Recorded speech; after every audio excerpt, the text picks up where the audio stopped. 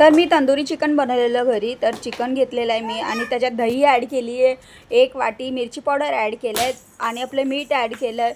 बेसन 2 tablespoon मी भाजून घेतलेलं आणि 3 टेबलस्पून मी अद्रक लसूणचं पेस्ट ॲड केलं आहे त्याच्यामध्ये आणि आपलं निंबू ॲड केला होता, ब्लॅक पेपर ॲड केला आहे.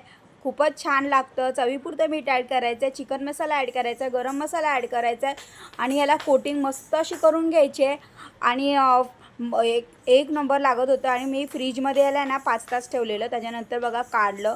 जेवढं तुम्ही मॅग्नेटसाठी ठेवाल ना याला फ्रीजमध्ये तेवढं हा चविष्ट बनतं. माझ्या मिस्टरांना आणि मुलाला माझ्या खूपच आवडला हा तंदुरी चिकन. तुम्ही एकदा नक्कीच घरी ट्राय करा. तुम्ही बाहेरचं खाणं विसरून जाल, एवढं मस्त लागतं हे चिकन. मी पण पहिल्यांदाच बनवलेलं आणि एवढं ज्युसी बनलेलं, एवढं छान बनलेलं ना का काय सांगू.